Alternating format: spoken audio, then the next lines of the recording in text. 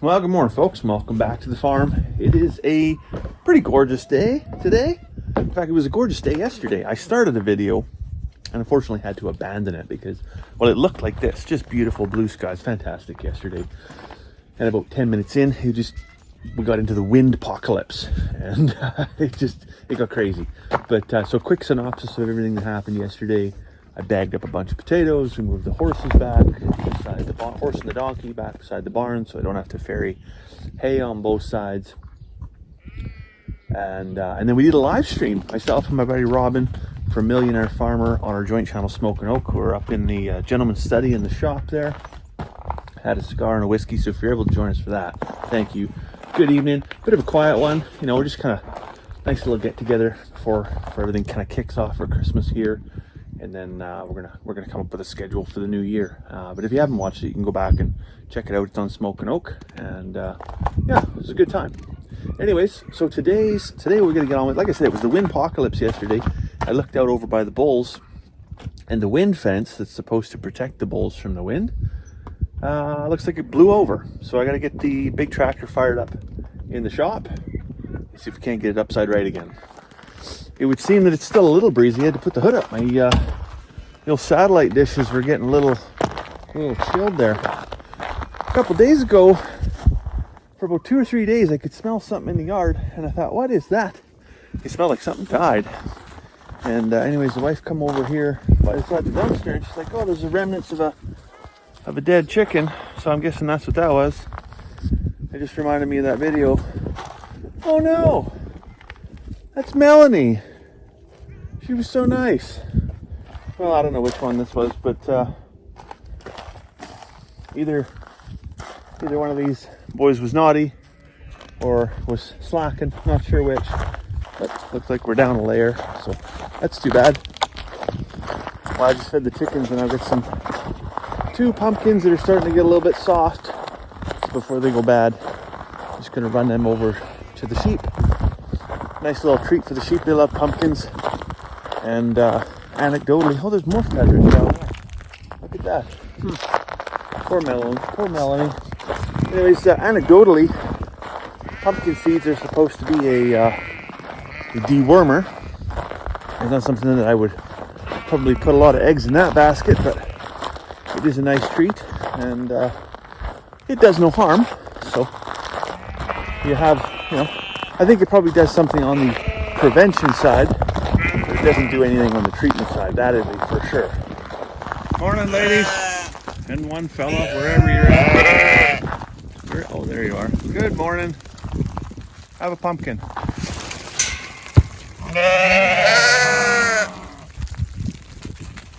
Here, have one more.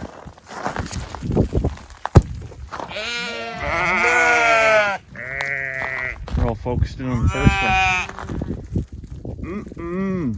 Tastes like Halloween. Alright, so the next thing I got to do here is a carbon dump in the chicken house.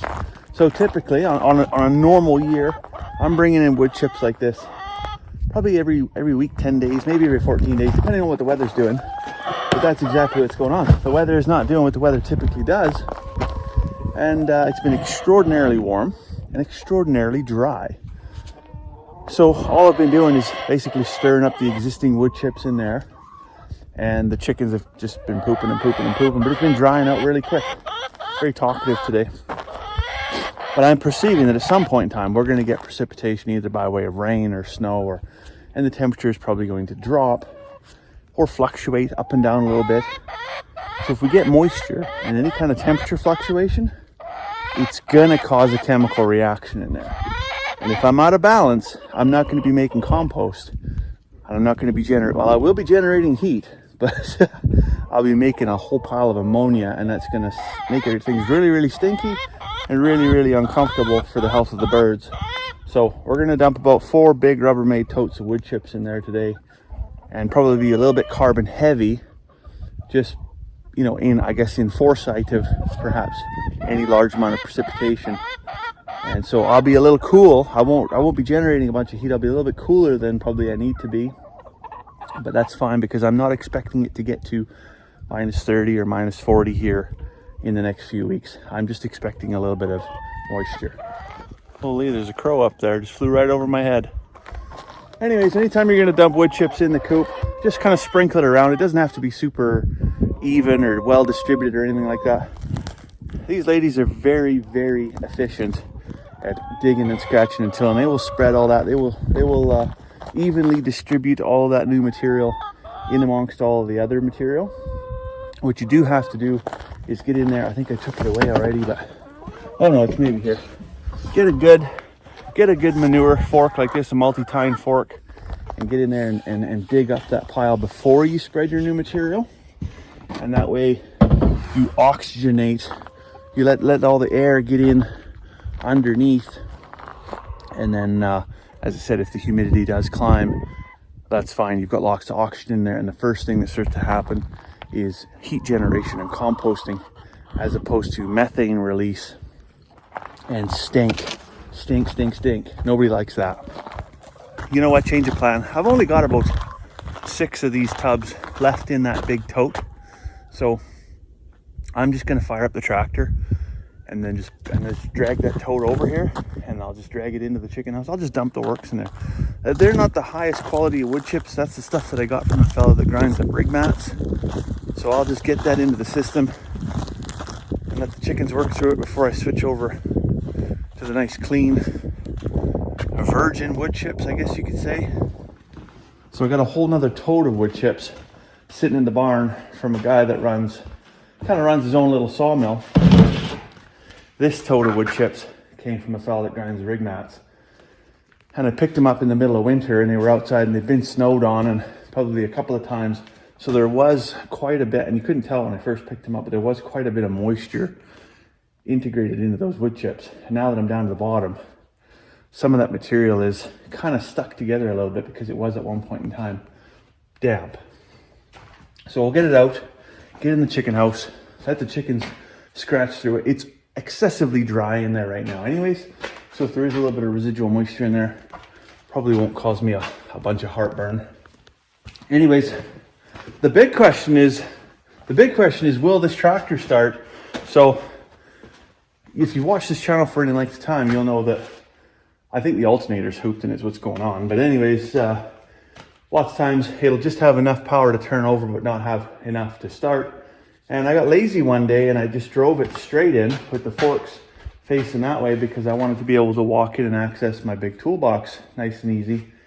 And the next time I come to start it, it fired up right away. And I noticed that repeatedly, that when I drove in, and I don't know why, but when I drove in, the tractor would start. But if I would back in, previously it wasn't starting. So just for science, I just want to see if this tractor will even start today, because it has me baffled as to why it would, the minute you turn it around, suddenly it would start starting. Well, that throws that experiment right out the window. It fired right up. I mean, I'm not going to complain. Well, I guess I can back in again now.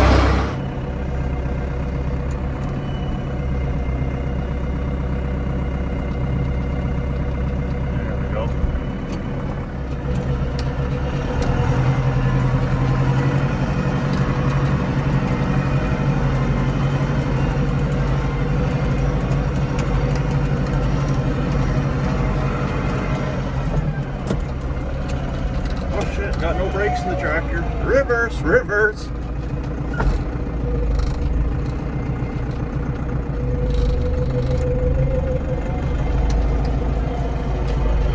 There we go. I'm out of breath. But there you go. It seems super easy just wheeling that bag over with the tractor and sitting outside the door. But wrestling what is probably 500 pounds of wood chips in a mini bulk bag through not one but two 32-inch doors, flipping it upside down and getting it dumped out is not as easy as it sounds. But there it is, giant pile. I'm gonna leave it to the chickens to sort out the rest. They can come in there and scratch and dig and till and work up what they want to work up. Maybe I could probably dump some grain on there. That would encourage them to dig a little bit more as well. Yeah, maybe I'll try that. Then I don't gotta shovel nothing. I don't gotta go far for that either. Some fantastic, look at that. Gorgeous chicken feed that we get from Blooms. peas and wheat and oats and barley. I don't know if there's canola. I don't think there's canola in this batch. I think this has got black oil sunflower. Yeah, look at that right there. Sunflower seeds. Chicken's delight. There you go. Maybe one more just for luck. Put a little bit on there. That'll encourage them to go in there, scratch it up. Of course, they're not all rushing to do that because they're outside. Beautiful, gorgeous, sunny day out today. So they're soaking up their vitamin D, which is critical. Actually, they're all out. There's probably 50 of them out in front of the house right now, eating up the table scraps that we pitch off the deck. I'm just getting lazy. Usually I put them in a big bucket and I bring them in there and I chuck them right in the bedding and compost them down. But I've been just firing them off the deck. It's just easier that way, easier for me. Anyways, and it gets the chickens some exercise, I suppose. Now I'm out in the big field where the bulls are. I came out to stand up that wind panel. That's actually the only reason I brought the tractor out. If it hadn't been for that wind panel falling over, I wouldn't have got all those wood chips into the chicken house. It's kind of a win-win. Anyways, I drove over there, and the wind panel's not tipped over at all.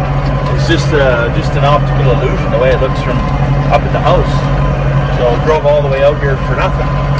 But I guess it wasn't completely a wasted venture because I did get, like I said, I got all those wood chips out of the shop, cleared up some floor space, added a pile of carbon to the chicken house. So I won't call it a loss.